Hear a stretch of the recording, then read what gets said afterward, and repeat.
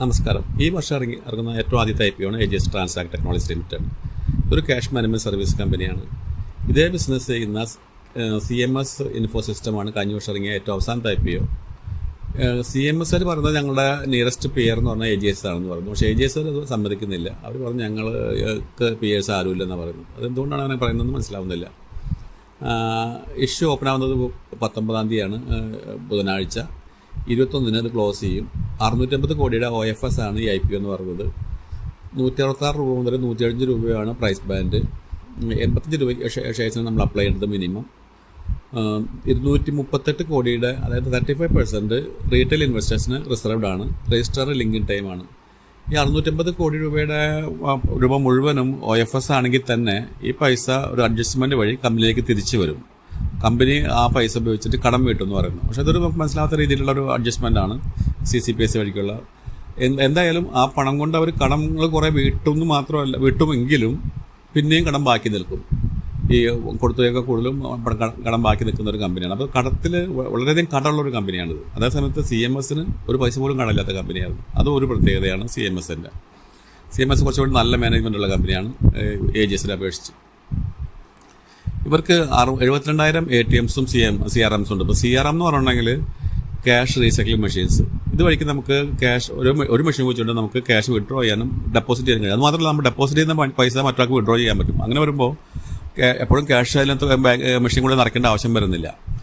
അതുകൊണ്ട് തന്നെ ബാങ്കുകൾ ഇത്ര മെഷീൻസ് പ്രിഫർ ചെയ്യുന്നത്. കാരണം ബാങ്കുകൾക്ക് ആഗ്രഹിക്കുന്നത് ഒരു കസ്റ്റമർ ബാങ്കിനകത്ത് വരുന്നതാണ്. ബാങ്കിനകത്തൊരു കസ്റ്റമർ വന്നു കഴിയുമ്പോൾ അവർക്ക് ചിലവ് വളരെ കൂടുതലാണ്. ഒരു ATM മെഷീൻ വഴിക്ക് ആ ട്രാൻസാക്ഷൻ ചെയ്യുമ്പോൾ ഉണ്ടാകുന്നതിനേക്കാളും. അതുകൊണ്ട് തന്നെ എല്ലാ ബാങ്കുകളും കൂടുതൽ ATM വരാനും കൂടുതൽ കസ്റ്റമേഴ്സ് ATM യൂസ് ചെയ്യാനും ആഗ്രഹിക്കുന്നു. അതുകൊണ്ട് തന്നെ ഇത്തരം കമ്പനികൾക്ക് അതൊരു പോസിറ്റീവാണ്. 2,20,000 POS അവർക്കുണ്ട്. POS പറഞ്ഞാൽ പോയിന്റ് ഓഫ് സെയിൽ മർച്ചൻസിന് വേണ്ടിയിട്ട് പ്രൊവൈഡ് ചെയ്യുന്നതാണ്. ഇതേ ബിസിനസ് ചെയ്യുന്ന Paytm-ൻ്റെ നമുക്കറിയാം ഇന്നത്തെ അവസ്ഥ. IPO പ്രൈസിൻ്റെ പകുതി കുറഞ്ഞ വിലയ്ക്ക് നമുക്ക് മാർക്കറ്റിൽ നിന്ന് കിട്ടുന്ന ഒരു അവസ്ഥ ഉണ്ടായിരുന്നു കഴിഞ്ഞ വെള്ളിയാഴ്ച. ടോട്ടൽ ഇൻകം 1,797 കോടി രൂപയാണ്. EBITDA മാർജിൻ 26.5, നല്ല മാർജിനാണ്. പിന്നെ ടച്ച് പോയിൻറ്റ്സ് ഏതാണ്ട് 4,46,000 ഉണ്ട്.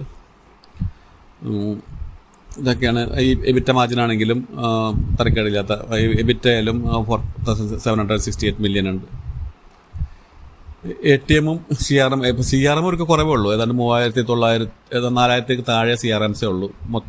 എങ്കിൽ തന്നെ അത് വർദ്ധിച്ചു വരുന്ന ഒരു സാധ്യത ഉള്ള ബിസിനസ്സാണ് അവർക്ക്. കാരണം കൂടുതൽ അതിന് ഡിമാൻഡ് ഉണ്ടാവാൻ ചാൻസ് ഉണ്ട്. പിന്നെ ഓൺഗോവും അതുപോലെ സെക്യൂറൊക്കെ അവരുടെ പ്ലാറ്റ്ഫോംസാണ്. ഇത് വെച്ചുകൊണ്ടാണ് അവർ എല്ലാ ഈ ഓംനി ട്രാൻസാക്ഷൻസ് നടത്തുന്നത്.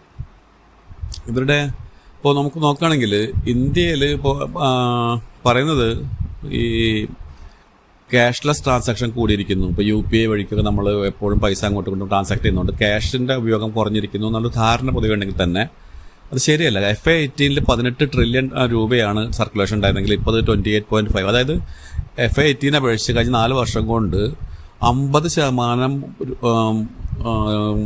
ക്യാഷ് സർക്കുലേഷൻ ഇന്ത്യയിൽ കൂടിയിരിക്കുകയാണ്. അപ്പോൾ ക്യാഷിൻ്റെ ഉപയോഗം കൂടിയിരിക്കുന്നു, ക്യാഷിൻ്റെ സർക്കുലേഷൻ കൂടിയിരിക്കുന്നു. അതേസമയത്ത് എങ്കിൽ തന്നെ അത് മാത്രമല്ല 89% ആൾക്കാരും ട്രാൻസാക്ഷൻ ക്യാഷ് വഴിക്ക് നടത്തുന്നു. വെറും 15% മാത്രമേ ഡിജിറ്റൽ ട്രാൻസാക്ഷൻ നടത്തുള്ളൂ. അപ്പോൾ ഒരുപാട് സ്കോപ്പ് ഇപ്പോഴും ഈ ക്യാഷ് ട്രാൻസാക്ഷൻ ഉണ്ട്. ഈ കമ്പനിയാണ് പ്രത്യേകിച്ചും ക്യാഷിലും ഡിജിറ്റലിലും ചെയ്യുന്നതുകൊണ്ട് CMSനെ അപേക്ഷിച്ച് ഈ കമ്പനിക്ക് അതൊരു പോസിറ്റീവാണ്. കാരണം ഇവർ ക്യാഷ് ആയിട്ടും ഡിജിറ്റലായിട്ടും പേയ്മെൻറ്റ് സർവീസ് കൊടുക്കുന്നുണ്ട്. പിന്നെ ക്യാഷ് ട്രാൻസാക്ഷൻ ATM ട്രാൻസാക്ഷൻസ് പാൻഡമിക്കിൻ്റെ സമയത്ത് വളരെ കുറഞ്ഞിരുന്നെങ്കിലും ഇപ്പോൾ വീണ്ടും ഏതാണ്ട് പഴയ രീതിയിലേക്ക് എത്തിക്കൊണ്ടിരിക്കുകയാണ്. പിന്നെ ATM പെനിട്രേഷൻ അമേരിക്കയിൽ 1,00,000 ആൾക്കാർക്ക് 151 ATM ഉണ്ടെങ്കിൽ അത് ഇന്ത്യയിൽ വെറും 15 ഉള്ളൂ. ഡെൻസിറ്റി നോക്കുകയാണെങ്കിൽ 1000 സ്ക്വയർ മീറ്ററിൽ ജപ്പാനിൽ 353 ATM ഉണ്ടെങ്കിൽ ഇന്ത്യയിൽ അത് വെറും 65. അപ്പോൾ ഇവർക്ക് സാധ്യതകൾ ഫ്യൂച്ചറിലേക്ക് സ്കോപ്പ് വളരെ കൂടുതലാണ്. പിന്നെ ഇവർ കമ്പയർ ചെയ്യുമ്പോൾ നമ്മൾ CMSനെയും AGS ആയിട്ട് കമ്പയർ ചെയ്യുമ്പോൾ CMS ചെയ്യാത്ത ഇവർ AGS ചെയ്യുന്ന എങ്കിൽ CMS ചെയ്യാത്ത ഏക ഒരു കാര്യം എന്നുണ്ടെങ്കിൽ ഈ ATM എക്യുപ്മെൻറ്റ് സപ്ലൈ ആണ്. എക്യുപ്മെൻറ്റ്സ് ഇവർ കൊടുക്കുന്നില്ല CMS. എക്യുപ്മെൻറ്റ്സ് കൊടുക്കുന്നതുകൊണ്ടുള്ള ഗുണം എന്താണെന്നുണ്ടെങ്കിൽ അതിന് സർവീസും അവർക്ക് കിട്ടും. അപ്പോൾ അതിൽ നിന്നൊരു നല്ല വരുമാനം കിട്ടും. ആ ഒരു വരുമാനം മാത്രമാണ് AGSനെ അപേക്ഷിച്ച് CMSന് ATM വിഭാഗത്തിൽ ഇല്ലാത്തതുള്ളൂ. ബാക്കി എല്ലാ ക്യാഷ് മാനേജ്മെൻറ്റ്, ബാക്കി എല്ലാ സർവീസുകളും രണ്ട് കൂട്ടരും ഒരേപോലെ കൊടുക്കുന്നു. പിന്നെ പെട്രോളിയത്തിൻ്റെ നോക്കുകയാണെങ്കിൽ ഇന്ത്യയിലത്തെ 3 വലിയ പെട്രോളിയം കമ്പനിയാണ് Hindustan petroleum, Bharat petroleum, Indian oil corporation. ഈ 3 കൂട്ടരായിട്ട് ഇവർക്ക് ഇതുണ്ട്, പോയിന്റ് ഓഫ് സെയിൽസ് ആയിട്ടുള്ള എല്ലാ ട്രാൻസാക്ഷനും നമുക്ക് നടത്താൻ പറ്റും. പിന്നെ ബാങ്കിങ് 86 ബാങ്കുകളായിട്ട് അവർക്ക് പാർട്ണർഷിപ്പ് ഉണ്ട്. 250 പേഴ്സണൽ ചാനൽ പാർട്ട്നേഴ്സ് ഉണ്ട് റീറ്റെയിലിൽ. പെട്രോളിന് നമുക്ക് ഗുണം എന്നുണ്ടെങ്കിൽ നമുക്കൊരു ആപ്പ് ഉപയോഗിച്ചുകൊണ്ട് നമുക്ക് എത്ര ഫ്യൂവൽ രൂപയ്ക്ക് പെട്രോൾ അടിക്കണമെന്നും എല്ലാം നമുക്ക് ആപ്പ് വഴിക്ക് അത് സെറ്റ് ചെയ്ത് കഴിഞ്ഞിട്ടുണ്ടെങ്കിൽ നമ്മൾ പമ്പിൽ ചെല്ലുമ്പോൾ കൃത്യം അത്രയും പൈസയ്ക്ക് പെട്രോൾ അടിക്കും, അത്രയും പെട്രോൾ അടിക്കും. അതുകൊണ്ട് തന്നെ ഫ്യൂവൽ എമൗണ്ടൊക്കെ നമുക്ക് കൃത്യമായിട്ട് അറിയാൻ പറ്റും. ഈ ഒരു സീറോ വേസ്റ്റ് ആയിട്ട് നമുക്കൊരു നഷ്ടം വരാത്ത രീതിയിൽ ചെയ്യാനുള്ള ടെക്നോളജി അവരുടെ കയ്യിലുണ്ട്. ഒരു ഫ്യൂവൽ പിന്നെ അതിന് ഫാസ്റ്റ് ലൈൻ ആണ് അവർ യൂസ് ചെയ്യുന്ന RFID. പിന്നെ ഓൺഗോ NCMC ഒക്കെ അവർക്കുണ്ട്. ഓൺലൈൻ ഷോപ്പിങ്ങിനും എല്ലാം ഇവർ ഹെൽപ്പ് ചെയ്യുന്നുണ്ട്.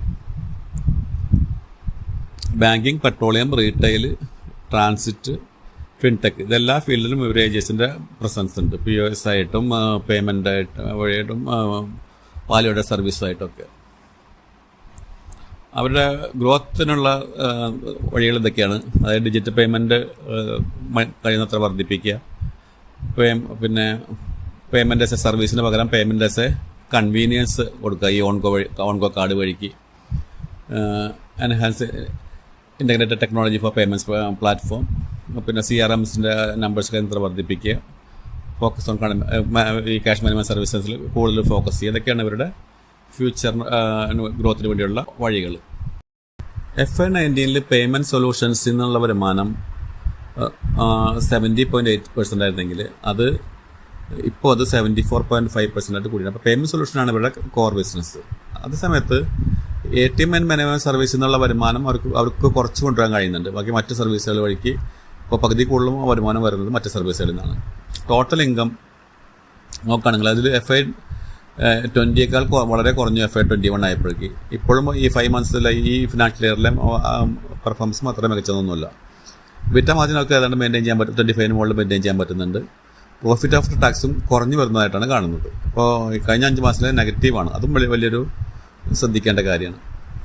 ഈ കമ്പനിയുടെ ഇത് മൊത്തത്തിലുള്ളത് നോക്കുമ്പോൾ അവർക്കൊരുപാട് പ്രശ്നങ്ങളുണ്ട്. കാരണം മാനേജ്മെൻറ്റ് ലെവലിൽ ഇപ്പോൾ അവർക്ക് ഉള്ള കടങ്ങൾ തന്നെ പറഞ്ഞെങ്കിൽ NCD വഴിക്കുള്ള കടങ്ങളൊക്കെ ആണെങ്കിൽ വലിയ പലിശയ്ക്കാണ് അവർ കടമെടുത്തിരിക്കുന്നത്. അപ്പോൾ അത്രയും കൂടുതൽ പലിശ കൊടുക്കേണ്ടി വരുന്നത് കമ്പനിയുടെ സാമ്പത്തിക സ്ഥിതി മോശമാകുമ്പോഴാണ്, അവരുടെ റേറ്റിംഗ് മോശമാകുമ്പോഴാണ്. ആ ഒരു പ്രശ്നമുണ്ട്. പിന്നെ പലപ്പോഴും പല ബാഡ് റിമാർക്കുകളും പല ബാങ്കുകളിൽ നിന്നുണ്ടായിട്ടുണ്ട്, RBI നിന്നുണ്ടായിട്ടുണ്ട്. ഇതൊക്കെ ആ കമ്പനിക്ക് നെഗറ്റീവാണ്. CMSനെ അപേക്ഷിച്ച് നോക്കുമ്പോൾ ഇതിൻ്റെ പ്രൈസ് CMS IPOയ്ക്ക് ആവശ്യപ്പെട്ട PE റേഷ്യോ 19 ആയിരുന്നെങ്കിൽ ഇവരാവശ്യപ്പെടുന്ന PE റേഷ്യോ ഏതാണ്ട് 37ആണ്. ഇപ്പോൾ 35% ഓഹരി വില CMSൻ്റെ കൂടിയിട്ടുള്ളതുകൊണ്ട് ഇവർ തമ്മിലുള്ള ആ ഡിഫറൻസ് കുറഞ്ഞു വരുന്നുണ്ടെങ്കിൽ തന്നെ അത് CMSൻ്റെ നേട്ടമായിട്ട് തന്നെ വേണം കാണാനായിട്ട്, അല്ലാതെ ഏജൻസിൻ്റെ അല്ല. ഏജൻസിന് ഇപ്പോൾ ഗ്രേ മാർക്കറ്റിൽ ഏതാണ്ട് 15 രൂപ 10% മാത്രമേ പ്രീമിയം ലഭിക്കുന്നുള്ളൂ. അതും വലിയ രീതിയിലുള്ള അത് നടക്കുന്നില്ല. അതേസമയത്ത് കഴിഞ്ഞ വെള്ളിയാഴ്ച മാത്രം CMSൻ്റെ ഓഹരി വില 5% കൂടുതൽ കൂടിയിട്ടുണ്ട്. അപ്പോൾ ഈ ഒരു ബിസിനസ്സിൽ നിന്ന് ഏത് കമ്പനി സെലക്ട് ചെയ്യാമെന്ന് ആലോചിക്കുമ്പോൾ സെക്കൻഡറി മാർക്കറ്റിൽ നിന്ന് CMS വാങ്ങിക്കണോ അതുപോലെ പ്രൈമറി മാർക്കറ്റിൽ നിന്ന് വാങ്ങിക്കണോ എന്നുള്ളത് ഒരു വലിയൊരു ചോദ്യമാണ്. ക്വാളിറ്റിയുടെ കാര്യത്തിൽ നോക്കുകയാണെങ്കിലും പ്രൈസിൻ്റെ കാര്യത്തിൽ നോക്കുകയാണെങ്കിലും എല്ലാത്തിലും മികച്ച നിൽക്കുന്നത് CMS ആണ്. ഈ കമ്പനിക്ക് നമ്മൾ IPOയ്ക്ക് അപേക്ഷിക്കുകയാണെങ്കിൽ ഇപ്പോഴത്തെ നിലയ്ക്ക് ഒരു 10% നേട്ടം ഉണ്ടാവാൻ ചാൻസ് ഉണ്ടെങ്കിൽ തന്നെ അത് ഉറപ്പൊന്നുമില്ല. കാരണം ഇപ്പോൾ February 1-ാം തീയതി കമ്പനി IPO ലിസ്റ്റ് ചെയ്യാൻ പോകുന്നത്. അന്നാണ് ഇന്ത്യയുടെ ബജറ്റിന് മുമ്പുള്ള ദിവസങ്ങളിൽ എപ്പോഴും മാർക്കറ്റ് ഒരു പേടിയോട് കൂടിയിട്ടാണ് നിൽക്കാറുള്ളത്. അപ്പോൾ ബജറ്റ് അവതരിപ്പിക്കുന്നതിന് കുറച്ച് മണിക്കൂറുകൾക്ക് മുമ്പ് മാത്രം ലിസ്റ്റ് ചെയ്യുമ്പോൾ തീർച്ചയായിട്ടും മാർക്കറ്റ് ഒത്തിരി ഡൗൺ ആയിട്ടിരിക്കാനും സാധ്യത. അതുകൊണ്ട് തന്നെ വലിയൊരു നേട്ടമൊന്നും ഈ IPOയുടെ ലിസ്റ്റിൽ നമുക്ക് പ്രതീക്ഷിക്കാം. പരമാവധി ഒരു 10-15% നേട്ടം പ്രതീക്ഷിക്കാം. ചിലപ്പോൾ ലിസ്റ്റ് ചെയ്യുന്നത് ഇഷ്യൂ പ്രൈസിനോ അല്ലെങ്കിൽ അത് കുറവോ ആയിരിക്കാം. അതുകൊണ്ട് തന്നെ ഒരു ലിസ്റ്റിംഗ് പ്രതീക്ഷിച്ചുകൊണ്ടുള്ളൊരു IPO ആയിട്ട് നമുക്കിതിനെ കാണാൻ കഴിയില്ല. അതേസമയത്ത് CMS ആണെങ്കിൽ എല്ലാ നിലയ്ക്കും ഈ കമ്പനിക്കാൾ മികച്ച ഇതേ ഫീൽഡിൽ വർക്ക് ചെയ്യുന്ന. പക്ഷേ CMSലുള്ള നെഗറ്റീവ് എന്നാണെങ്കിൽ CMS കൂടുതൽ ക്യാഷ് മാനേജ്മെൻറ്റ് സർവീസിൽ കോൺസെൻട്രേറ്റ് ചെയ്യുമ്പോൾ ഇവർ ഡിജിറ്റൽ പേയ്മെൻറ്റിൽ കൂടി അതൊരു ഒമ്നി ചാനലായിട്ട് ഇവർ ഫംഗ്ഷൻ ചെയ്യുന്നത് ഇവരൊക്കെ പോസിറ്റീവാണ്. എങ്കിലും ഒരു കമ്പനി എന്നുള്ള നിലയ്ക്ക് CMS ആണ് കൂടുതൽ നല്ലത്. ഈ കമ്പനി ആവശ്യപ്പെടുന്ന പ്രൈസ് ശരിക്കും ഒരു അർഹിക്കുന്നതിനേക്കാളും സ്വല്പം കൂടുതലായിട്ട് വേണം കാണാനായിട്ട്. ഈ IPOയ്ക്ക് ഞാൻ അപേക്ഷിക്കുന്നില്ല. നിങ്ങൾ ഈ അപേക്ഷിക്കുന്നുണ്ടെങ്കിൽ അതിന് മുമ്പ് ഈ കമ്പനിയെ കുറിച്ചുള്ള വിവരങ്ങളെല്ലാം അവരുടെ പ്രോസ്പെക്ടസിൽ വായിച്ചറിയാൻ നല്ലൊരു സെബി രജിസ്റ്റേർഡ് സാമ്പത്തിക വിദഗ്ധനായിട്ട് ആലോചിച്ച് വേണ്ട തീരുമാനങ്ങൾ എടുക്കുക. ഞാനൊരു സെബി രജിസ്റ്റേർഡ് നിക്ഷേപക വിദഗ്ധനല്ല. അതുകൊണ്ട് തന്നെ ഉചിതമായിട്ടുള്ള തീരുമാനം എടുക്കുന്നതിന് മുമ്പ് കൃത്യമായിട്ടുള്ള പഠനങ്ങൾ നടത്തുക. ഈ ഒരു വീഡിയോ എഡ്യൂക്കേഷൻ പർപ്പസിന് വേണ്ടി മാത്രമാണ്. Thank you.